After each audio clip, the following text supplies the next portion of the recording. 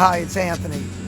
The idea for this podcast started with me writing a book with my dad, and it was going to be called Everything I Needed to Know in Business I Learned at the Meat Market.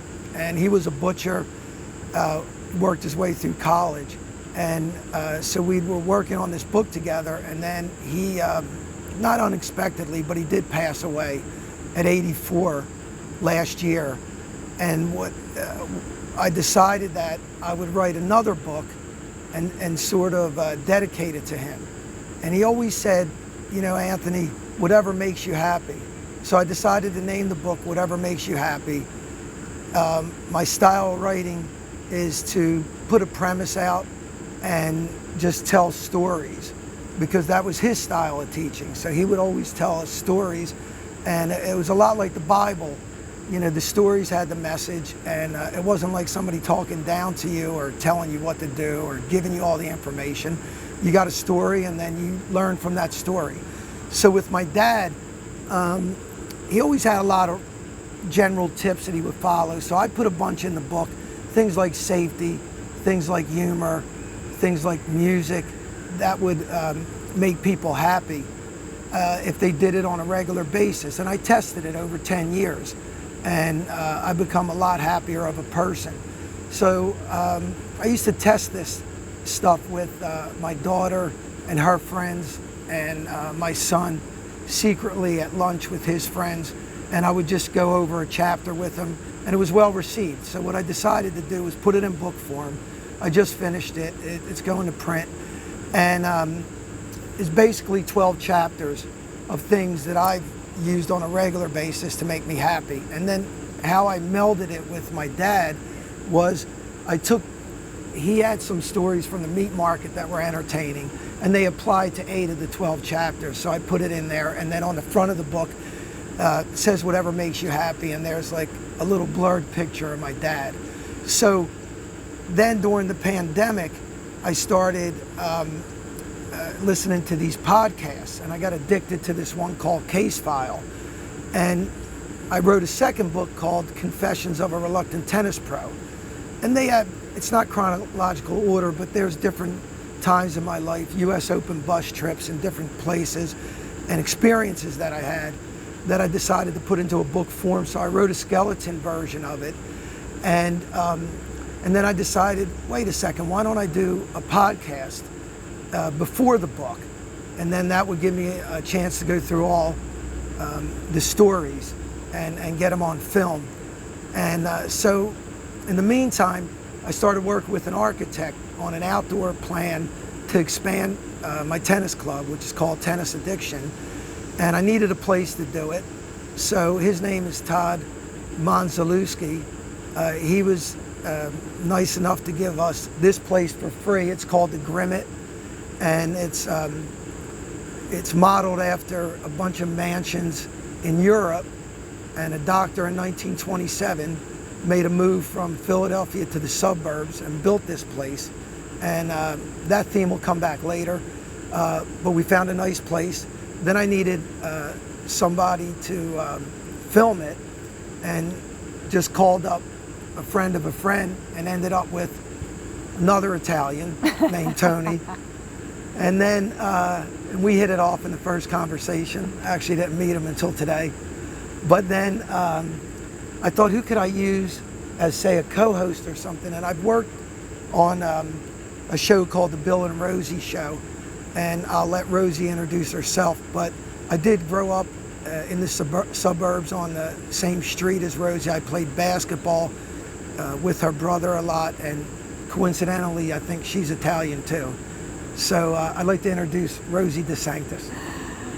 Hi, I'm Rosie, as Anthony said, and Anthony, thank you so much for thinking of me. I mean, we did grow up down the street from each other, and I always remember, I don't know if most of you know this or not, but Anthony is a twin. So they were the talk of the neighborhood because, like, oh, those DeCecco twins are really cute, you know. But so you did come over. I probably sat in and played some basketball too, you know, and I shot from here. You know, I was always tagging along. Well, your sisters and you were all athletic. Yeah, yeah. I followed Maria started, my oldest sister, and then my sister Jeannie, who was, I think, kind of. Yeah. You were in between the two of them age-wise. Yeah. But anyway, so we had a lot of fun in the neighborhood, and after graduating, I ended up pursuing a career in the arts, and loved to perform, loved to be around people, and on stage, on camera. So a colleague of mine, a former friend from college, started this the show, the Rosie and Bill Show. And yeah, we had so much fun coming out to Tennis Addiction, because I don't know how to play tennis, which was obvious the day we did the show. Well, the nice thing is I noticed in your opening of your show, there's a little piece in Tennis Yeah, Addiction. we put it in there. So, yeah. And you're in our demo reel too, so you're all over the place. But anyway, and I performed with a female Italian trio, and that's important because we sing in Italian. That's the only reason I say it's an Italian trio. And I like to act, so anything like this will draw me in, and especially for it to be with a longtime friend is really special. So thank you. Well, when we did start, I called you and I thought, and you said you would get back to me, and I was just holding my breath, and then when the email came back, I opened it up and you said you could do it, because I don't know, Rosie maybe didn't want to mention anything, but you are a famous actress. I'm an actress. I'm not sure about famous, but yeah, I do some acting. Done some film and television and some theaters. So. And so I thought you might have been out of my league for this, but never. But we hit it off on the phone, and it was great. So one of the things about with this podcast and my philosophy is I have sort of a Bible. It's called Illusions by Richard Bach. He also wrote Jonathan Livingston Seagull, which while we were growing up, my mother would buy us some books, and we had a book in the bathroom, and you would just pick it up and read it. And I went from Jonathan Livingston Seagull to Illusions, and it's sort of like, I would say it was the closest. It just hit home. It felt like it was my philosophy, my Bible. It's called Illusions, Confessions of a Reluctant Messiah. So I do, total transparency here, I do have to say that the name of this podcast, Confessions of a Reluctant Tennis Pro, is completely stolen from that book. But it's also a respectful theft. No, I have to interrupt you though, because I found it interesting before I realized that it was inspired by that book, that it was Confessions of a Reluctant Tennis Pro and not Reluctant Confessions of a Tennis Pro. Well, I don't mind, because this is total fiction based partly on truth. So I'm not worried about the confession part of it. But you seem pretty transparent to me. yeah, it's my heart's on my sleeve. But so the book really, I'll just give you one story from the beginning of the book, which would kind of maybe set the tone for the podcast, and then maybe we can start at the beginning. Yeah. So there's a little story at the beginning of the book about a colony of clingers, and they live in a stream and they cling to the wall. And one of the clingers decided that he or she wanted to just let go, would rather not die clinging to a wall, but wanted to explore the world and let go. And of course, everybody that was clinging said, "You're crazy, you're gonna die as soon as you let go." And he said, "Well, I'd rather die than cling." So he let go, and sure enough, got beaten against the rocks. But then sooner or later, he rose to the top of the stream. And when he went by another colony of clingers, they looked up to him and wanted to worship him as God. So that little story, sort of set the tone for me, and I just couldn't cling, so I let go. Well, that does seem to be your philosophy, to really be authentically you. And you've also said quite often that you like to look for the silver lining. That's a huge theme. Yeah. Yeah. Was that inspired by your parents? Well, my parents, they raised me to think for myself. And I was just watching a George Carlin little skit where he talked about that the government doesn't want you to be critical thinkers, but in our house, we thought for ourselves. I can remember from day one that my parents always gave us a say, spoke to us like we were adults. And I mean, it was probably rough at the beginning because I'm sure I said a lot of stupid things and tried a lot of people's patience. But I would have to say in the long run, it worked out. And so they did give me a free rein with my own philosophy, and I was able to develop it at an early age. And you know, there are a lot of people, parents have kids that end up being like a mini me or something, but it was never the case with us growing up. And it's funny you say I'm authentic. I'm also a twin, so I don't know, there's two authentic, not one, but we grew up, I'm a combination of my grandmother, my grandfather, my dad, my mom. Nobody would say that I looked anything like my dad or my mom. My dad was very conservative looking, but he did raise us to be ourselves, and that's pretty much how I've gone through my whole life. Now, when I got out in the world, we'll get to that later, but it didn't work out quite as well as it did in the household. Not in the beginning. Not in the beginning. But it has turned around. The podcast has a happy ending. So Anthony, you made a profound statement, I thought, saying that we were talking about how our environment shapes us, right? And you said that having grown up, we're going back to the beginning now, having grown up in South Philadelphia, that was a big factor in you becoming who you are. So how so? Well, to be fair, we left South Philadelphia when I was 10 years old. My twin was 10, my brother was 8, another one was 6. And we fled like the Beverly Hillbillies, okay? So now, you know, I'm 60 and I look back on it and I'm proud and happy that I spent 10 years in South Philadelphia. It wasn't always that way. But the thing about South Philadelphia is we lived in a row house, which is what it was called. We had one bedroom for 4 boys. We had one bathroom in the whole house. The street was only big enough for one car, and if somebody parked their car, you'd have to knock on a neighbor's door to get them to move it to What get by. street was it? Delhi Street. And 9th, right? So you were right near that market? Well, I lived on Delhi and Christian Street. Oh, okay. And closest reference point would be 10th and Christian. And 9th and Christian was the 9th Street Market. And actually between Delhi and 9th Street was St. Paul's Parish. So I grew up right next to a church. And yeah, I mean, South Philadelphia shaped everything. All my relationships, all my gratefulness that I have for what I have now, because I didn't grow up with a lot, but my parents gave me everything that I needed. So it wasn't a lot of money, but it was a lot. Well, there were valuable lessons to be learned from that environment. First of all, you said with 4 boys sharing a room, there was actually some good things that came out of that.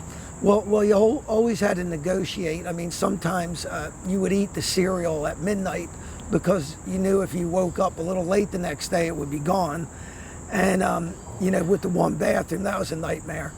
And, yeah, you had to learn how to live with other people. And I think for me, just like with this podcast, you know, I was able to form a team pretty quickly that had a lot of synergy. And I think those lessons came from being young. Now, I do remember my dad saying more than once, you know, why don't you guys just get along? So don't get me wrong, there was a lot of fighting in the house. Of course, with 4 boys. Did you and Alex torture your younger brothers? Yeah, unfortunately we did. You know, just little things, nothing bad. Like our youngest brother, he looked a little Irish, and we hid his birth certificate and told him he was adopted. You know, little things like that. Yeah, that mischievous streak does kind of, it's a through line in your life. But before we go into that, okay. Your family is fantastic. I mean, I had the pleasure of knowing Anthony's family, and your parents were just such beautiful people. They were the salt of the earth. I would see them in church. We would see them in the neighborhood. And you were also close also with your extended family. At some point, your grandparents, your maternal grandparents lived with you, right? In Philly. Yeah, so on Delhi Street, it was split into two blocks. One was on the north side of Christian, one was on the south side. My grandparents lived on the south side, so I literally walked to my grandparents' house every day. In fact, for 2 years we lived there until my brother Alan came along. We lived with my grandparents in their house. And I don't remember much of that. I was only 2 when we moved. But I do remember when we bought a house for $3,000 down the street. I remember my grandmother was home with us, my brother and I, and she was, I don't know, in the kitchen or something like that. And they brought my brother home from the hospital, my brother Alan, and I remember her saying that I was sort of like walking around the house, you know, telling everybody this was my house. So then I decided that I must have thought I had my own house now, right? And so we had our own house, and I was making it clear to everybody that this was my house now. And you were like an animal marking your territory. Exactly right. And being the oldest in the family is probably another theme, for better or for worse, that would come into play in my story. But my grandfather's Alexander Giordano. My grandmother is Edith Corcoran Giordano. She was 100% Irish. My grandfather 100% Italian. He slept on a couch and she slept on the 3rd floor. So that's how the Italians and the Irish, I mean, they married a lot, but they didn't always quite get along. Oh, really? But they're really instrumental in my, everybody says that my twin and I are a lot like my grandfather. And he was a big character in South Philadelphia. Well, tell me about your grandfather, because you seem to have a really close relationship and a lot of respect for him. Yeah, he was an artist. He taught us how to draw. He had 2 daughters, my mother Kathleen, and 7 years later, Patricia, my aunt. And so I guess it had a lot to do with having boys. He never had boys. So when Alex and I were born, we became his twins, and he took us everywhere. And I didn't realize, I thought, you know, most people had a grandfather like my grandfather who seemed to run South Philadelphia. He worked at RCA in Camden. I remember pictures of him in Puerto Rico with JFK, riding horses, taking off on airplanes we would watch, and he was just like bigger than life. What did he do for RCA? Because my grandfather worked for RCA. Yeah, he was the head of the union. So my grandfather was a negotiator. That's what he was, and he always talked like about that. And you know, he taught us that he could talk to anybody. He seemed to be able to, like when we went to funerals, he would run the funeral, and he was that type of person. And like he would bring us to games at the Palestra, and he would bring us down to the players and say, these are my grandkids, and they didn't know us from Adam, which is my youngest brother's name, but they didn't know us. But it seemed like everywhere we went, like I would turn the corner and my uncle would be sitting on the stoop, they used to call it. And when I went back, when I got older, and they'd be like, there's Alex's grandkids, you know. And my brother Alex was named after him. And then I was named after my dad. And when my dad came along, Anthony, he was one of 8. He was the oldest. It was him and then 4 sisters and then 3 brothers. And actually, he had a twin who was stillborn. So he was a twin too. They usually say that skips a generation, but he was a twin who was stillborn, and he was born on June 12th. And his grandmother, usually in an Italian family, the firstborn male is named after the father. And my grandfather on the other side, my dad's side, was named Florio, Philip in America, and he would have been named Florio. But my grandmother superseded and said that June 13th is the feast of St. Anthony. And, you know, we were close to the church. We had the priest at our house a lot. And so he was forced to name him Anthony, which I'm happy for, and now I'm Anthony. Yeah, because we might be sitting here with Florio DeCecco. You know. Yeah, and Anthony does mean special, but I'm not saying in my case, but in my dad's case, it's true, so. It's special. I think so. Anthony, you mentioned that your uncle would sit on the stoop. First of all, I'm very well acquainted with that word. I love that word. And if you haven't lived in a city or you haven't visited family in the city back in the day, you might not hear that because it's all condos. There's not row houses anymore. It's condos and townhouses. So I love that. But what uncle was this? Now, this was your grandpa Giordano's brother. Yeah, he was our Uncle Tangy, and he was a character. Well, with a name like Tangy, was that his real name? No, his name was Frank. And, as sort of like as big a character as my grandfather was, my Uncle Tangy was just as big a character. But the difference was my grandfather was respected in the family and the community, and my Uncle Tangy was sort of a little bit of a goofball. He was the comic relief. Yeah, he was a legend in his own mind. but he was my grandfather's brother, so I loved him and he loved us, and I loved talking to him. He was a championship swimmer and a championship baseball player and Golden Gloves, and nobody would mess. This according to him, nobody would mess. Now we don't have any evidence of any of this, but he would tell us all the war stories and how he used to beat people up and like nobody messed with him. So he was pretty funny. And then he had the rocky relationship with my grandmother. Oh, why is that? What happened? Well, so he won the lottery one year. Like really big? He Not struck it too rich? big, but it was in the 60s, so he about $18,000. That's pretty good which for is, the 60s. Which is That's a bunch of houses. And for Uncle Tangy, that didn't work much. It was a lot of money. So he gave it to my grandmother, who was known as somebody that could handle money and keep it and make sure it wasn't spent. And then I remember one day I was at my grandmother's house, and he came in and he was accusing her of taking his money. And she was like, you're crazy. I'm not touching your money.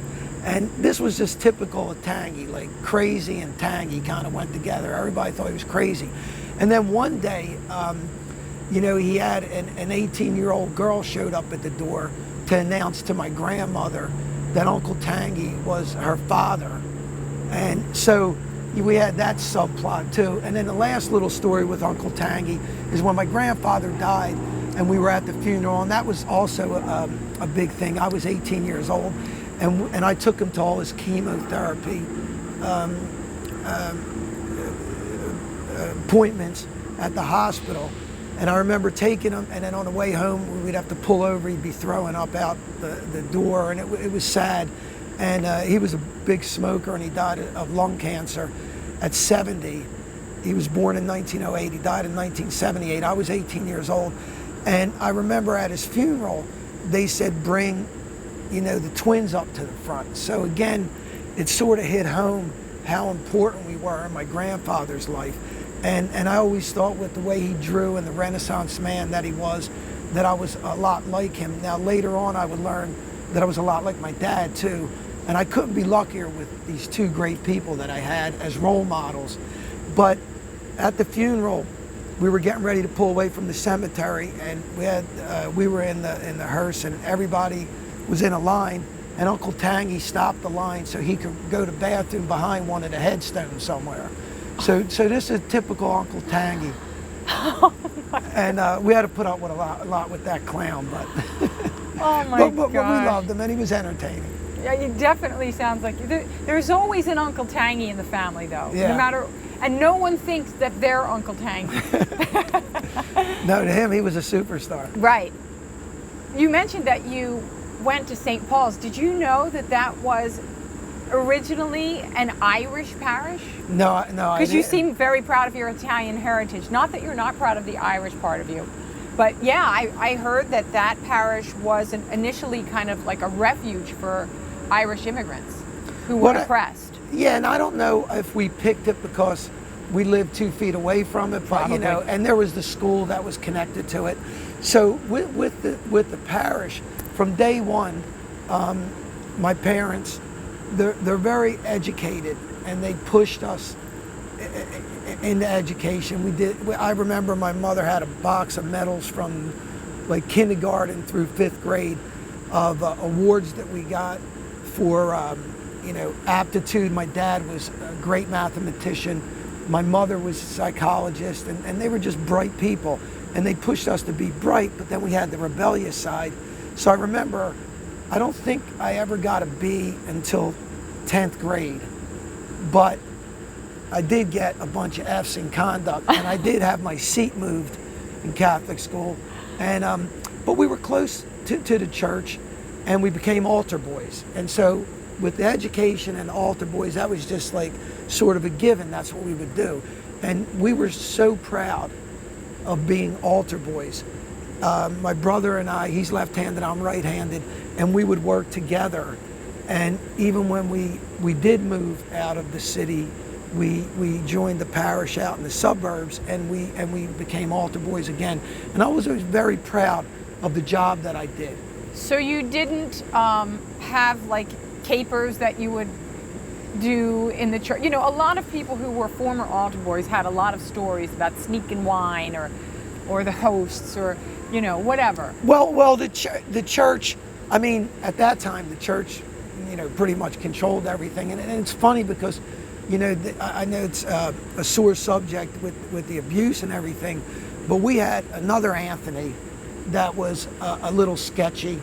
And I remember as a city kid, another thing that I learned, like when he would come up and try to talk to you or something like that, you'd be just like, hey, get lost, you know. But it was a different world than at the time in the church. So, I mean, you know, sneaking some wine and things like that was about the worst that we did. Right. But the school was another story. What happened at the school? Well, the school, I mean, you know. Did the nuns, were they punitive? Did you ever get smacked with a ruler by a nun? So this is 1965 to 1970, and I think we may have had what we called one lay person, like a brother, that actually wore normal clothes in the school. Otherwise, the only thing you saw was a priest or a nun, and the nuns had total control over the school.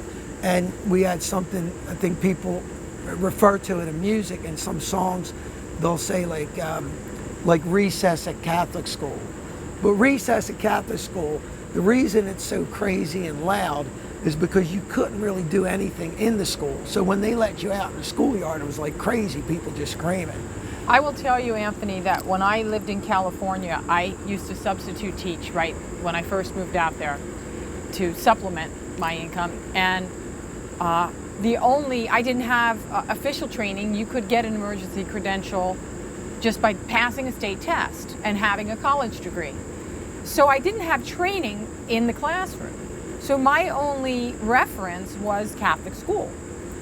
And I don't know about you, but I mean, it was pretty much the nuns were like, you are quiet, you have respect, and they didn't put up with anything. And somehow there was like this, you know, autonomous rule.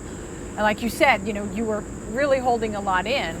But, you know, if they said something, or if you did something wrong and they wanted to know who did it, people eventually owned up to it because you would sit there all day until they found out, right? So my only reference was that. So when I went to substitute teach, I expected the same behavior from the kids, which could not have been further from the truth. I mean, it was a free-for-all, and I was like, well, you have to be quiet because I told you to be quiet, and I don't understand. So I was sending people to the office willy-nilly, and I very quickly realized that kind of authoritarian method was not going to work, that I had to be myself, and I had to allow myself to have fun with these kids and not be oppressive to them. Yeah, it's funny because like Bill Russell, you know, his mother was a sharecropper and his daughter graduated from Yale University. And it feels a lot like that in our family because, not that I graduated Yale, but, you know, I have a successful business, a nice family, I'm respected in the community, and I'm out in the community.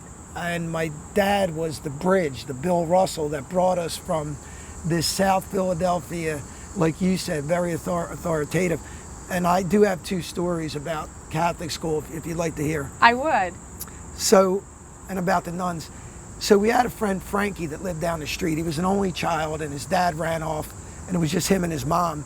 And so he was bad. you know, everybody was bad according to the nuns. So he was bad, and I don't know how this happened, but somehow he was reprimanded by the nun by being handcuffed to a fire escape outside, right? Which you would think is crazy, right? But at the time, I Not guess, back then. Now right? you would be in jail. So anyway, he gets sent home from school, and of course they tell the mother, and then all I remember is the dad coming home and then beating up Frankie, because if the nuns said he was wrong, then they were the authority, then the parents sided with the nuns. And then there was my story where, you know, I think this is it for this lifetime. I'm going to be stuck with this hair. This is what it is. But I always kind of liked long hair. And my dad always had like the short Mary Alonza haircut. Right. And he would always say, you know, you guys look like you're looking out from under an awning down there. You know, you like your hair in your eyes. But he always encouraged it. And so the nuns, you know, if your hair touched your collar, it was an issue. And they cut my hair one day, just cut it. I don't know if it was one of those baby scissors or shears or whatever they had. And my mother, who was a substitute teacher at the public school, came into the school and told the mother superior that if she ever touched her kids again, she would beat the shit out of her. And this is, again, a family of churchgoers. Right. But, you know, again, at a young age, my dad and my mom and dad would tell me that the nuns are not God and the priests are not God. So they can make mistakes too. And if they make mistakes, we may have to point it out.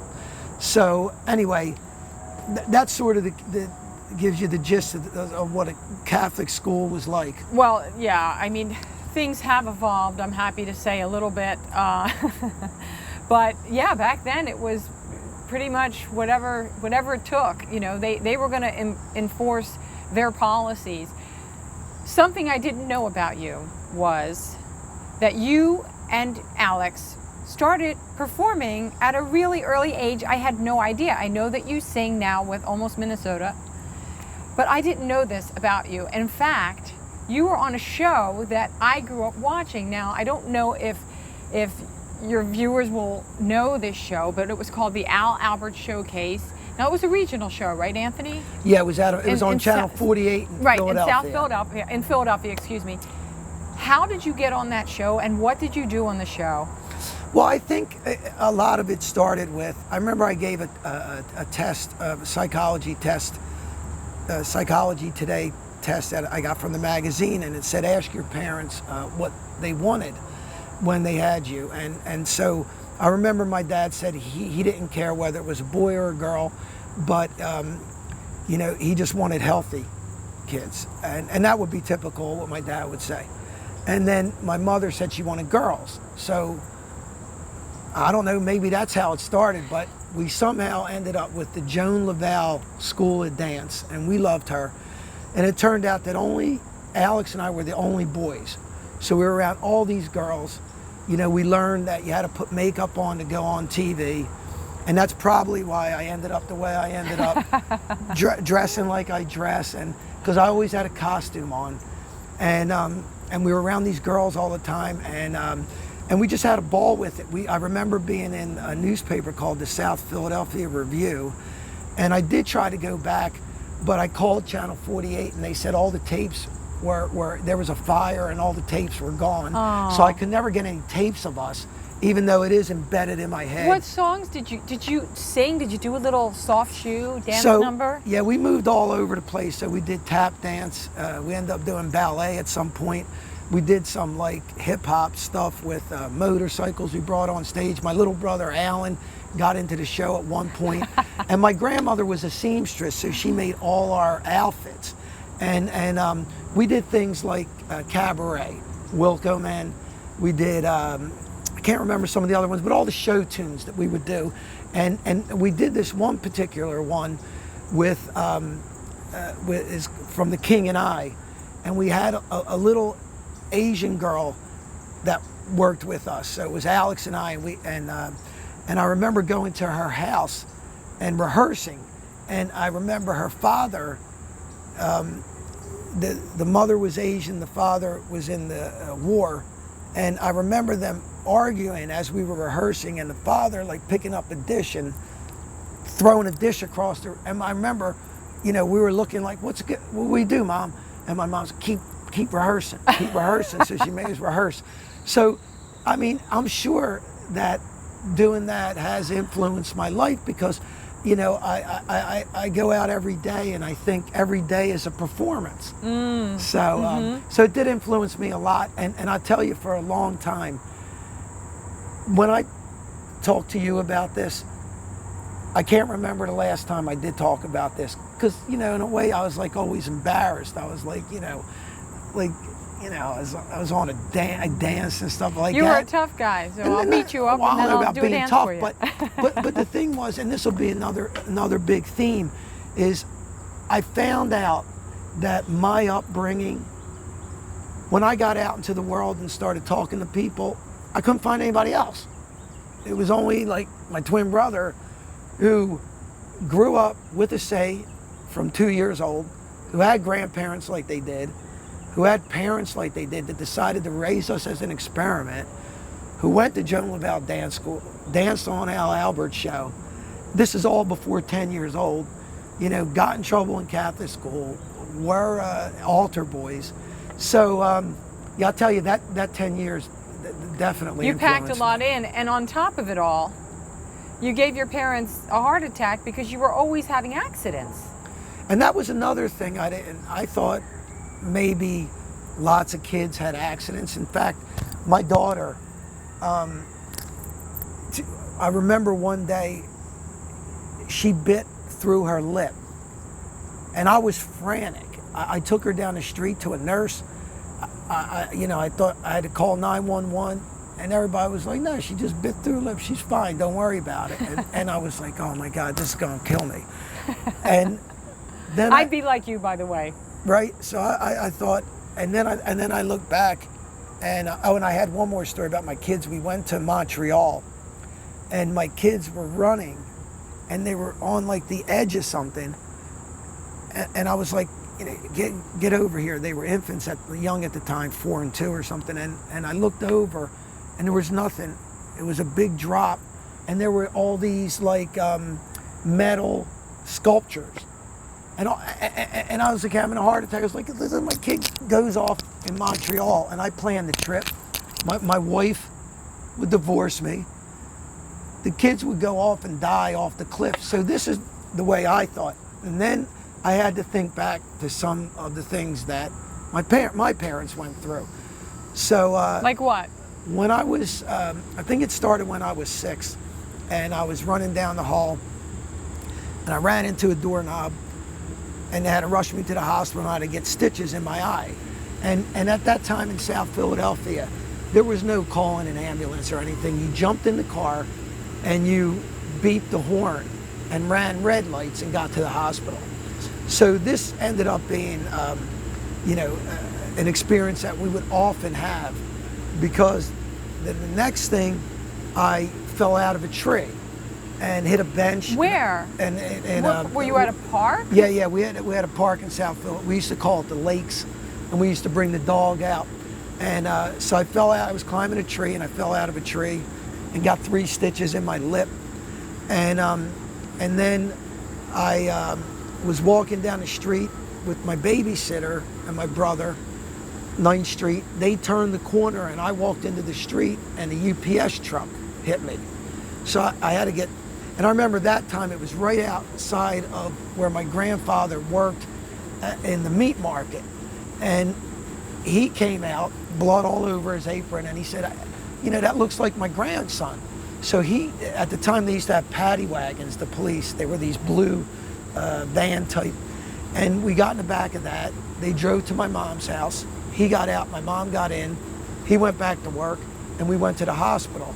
And I got surgery on my ring finger, and so that was another one. And then it just escalated. I ran down 9th Street one time and hit one of the things that hang out, like where they sell the pizza, a little ledge or whatever. Okay. And and had to get 8 stitches on my head. In Catholic school, somebody opened, they used to call it the lavatory door, hit me in the head. I had to get 3 clamps in my head. Well, that had to be not just opening a door. Did they just kick I must it have been like pretty close. The doors were pretty heavy. All right, because But they clamped it together, and then I remember them giving me the clamps in a little vial that I could take home. And you know, it was business as usual for us, for me. And they used to say, listen, it's 8 o'clock. Anthony has got to sit down after 8 o'clock, because it was a lot of times at night when we had some day problems. And then I just had a lot of energy. And then would you consider yourself like ADD now? Like, would you, if you were in school now, do you think you would be like considered, people would want to medicate you? Well, I mean, you know, a lot of people, I think, would have said that. And I think even people sometimes say that to me now. But the point is, I can concentrate on one thing and block everything else out. So I don't think I ever was ADD, but I do think that I had a lot of energy, and it's still like that today. My dad used to have to take me, and my mother took Alex, because I was just going and going and going. Right. And Alex tended to be a little calmer. Okay. So it's just who I was, and it culminated in the worst accident was my dad would take out storm windows out of the window, because you know we didn't have air conditioning. So in the summer you would put screens in. Yeah. And he left the storm windows laying against the wall. And we had a toy boat or something there, and I fell out of bed, hit the boat broke the glass had a jagged edge. As I got up, it cut me, and I went back to sleep. And my dad, it was the middle of the night, my dad thought he heard something, and he got up and he said there was blood in the bed. Oh. And they had to rush me to the hospital again, and I got stitched up. And you know, thank God my dad saved me, because you know, I mean, I could have died, I guess, if I would have bled to death. And he felt so bad that he left the storm window there and felt like it was his fault. So I was accident prone. Wow. Well, you know, there was some kind of an urban legend in the neighborhood that you or one of your brothers one summer got a tick in your head and didn't know it, and it got really, really big, and you had to go to the hospital to get it taken out. Is that true? Did that ever happen to anyone in your family? I don't know that story. Yes. Is that I'm what they telling told? You, it went around the neighborhood that this tick got like this big. Isn't Well, that funny? I That's mean, a crazy story. Yeah, there's enough of the crazy ones I do remember, but that one I don't remember about a tick. It might have been one of my younger So brothers. you had a lot of near-death experiences, but it wasn't just accidents. You actually were in the hospital as kind of a family affair. Yeah, so when I was 10, we went to, I think like a distant cousin had a pool in New Jersey. And, you know, in South Philadelphia, I mean, they had like a public pool. I think it was called Swimmies. But, you know, that was always an adventure. If you went, you know, you'd be getting pushed under by bigger kids. And, like, it wasn't totally safe. But we took them up on it, our distant cousins, on the invitation to go to their pool. And somehow all 4 boys got pneumonia. And Alex and I were the first ones to go into the hospital. And we spent 2 weeks in the hospital getting 3 shots a day. So now I remember, like, I don't know, nowadays when you get pneumonia, you take some kind of antibiotic or something. I don't know how it works. But at that time, it was a serious thing. And we were in the hospital for 2 weeks. And that was something I always remember about being in the hospital is, and this is probably what shaped later years for me, is I wasn't happy with the ginger ale. I wasn't happy with the food. And I certainly wasn't happy with laying in bed, you know, for the entire day. So my parents would sneak in food, sneak in Coke at the time, or Sprite. And then every day they brought us a model. And you know, nowadays I don't think people know what these are, but they used to make these models. The simple ones were like King Kong. You snapped it together, put it on a stand, and started painting right away, you know, something like that. And we were 10 years old, so we had ones that were not that intricate or sophisticated. So every day they brought us a model, every day they snuck in food, every day they brought something like that, and they visited us every day. So one day my mother was sick, and my dad came in without a model. And we were like, what's going on, right? And where's the model? And we were like screaming bloody murder. So my dad went out, and he came back with like a naval warship that must have had 1,000 pieces on it. Okay, you got that little tube of glue and like all these pieces, and we were like, that's the, and I remember. What are we supposed to do with this? He's on the phone with my mother, and my mother was like, Anthony, what are you thinking about with this model? He goes, you got to go get him something they can build, right? So he went back out, second time, came back with the model, and I learned this because a couple of things that I did with my wife is I instituted a Monday gift because she doesn't like Mondays, like the song by the Boomtown Rats, and she doesn't like Mondays, so I started instituting this idea, and of course she told all the women in the neighborhood, and then they told all the husbands, and the husbands wanted to lynch me. Of course. Because they're like, what are you doing? And I used to get her a Monday gift, like a little soap or something small, and for like 3 years, and you know, I ran out of things to give her, and then she used to say, they used to say, how about that Monday gift? She's like, nah, he doesn't do it anymore. And then I started making breakfast for her. Like, you know, they make it for Mother's Day, breakfast. Did you make breakfast for Mother's Day? And everybody would go, you know, with Anthony's wife, every day's Mother's Day because he makes breakfast for her every day. But I like to do it. And, you know, without her, I mean, I wouldn't be anywhere. So I got lucky with her. So I was like, you know, what's the big deal? I'll make breakfast for her every morning. And what I found out with those two things and what happened in the hospital is once you raise the bar, you can't go back. Now, I think that stops some people, but for me, it was great because I was like, okay, fine. So now I just make breakfast every day for the rest of my life. What do I care? Add it to the list.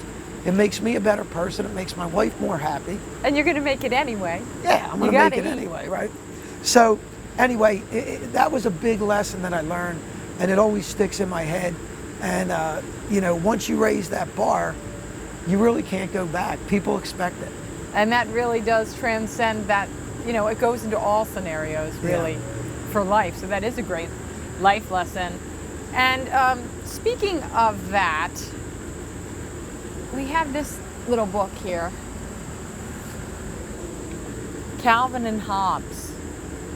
I found out in conversation with Anthony that we both share this love for Calvin and Hobbes.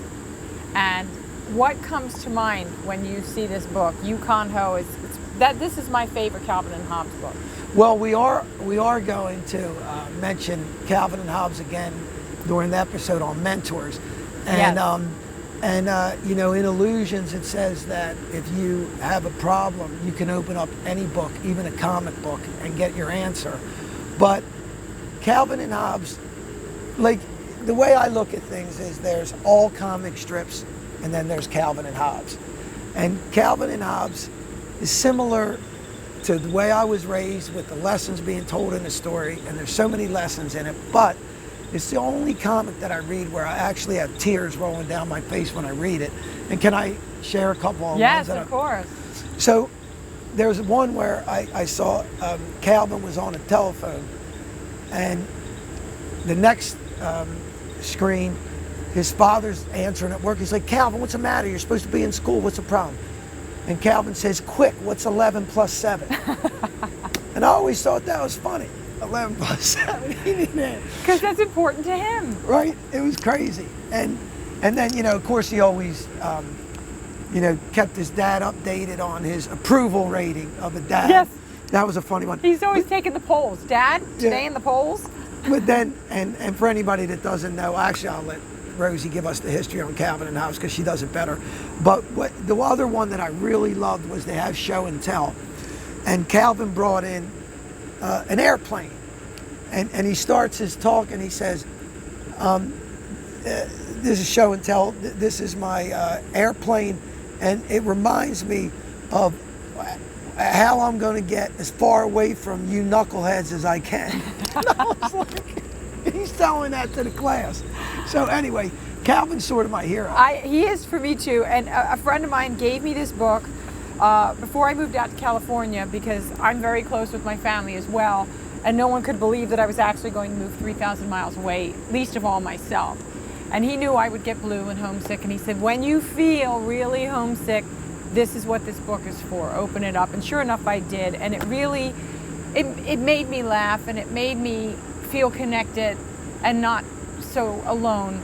And one of my favorites is when Calvin and Hobbes are going to bed. And I used to be kind of scared of the dark, or maybe I'm still scared of the dark.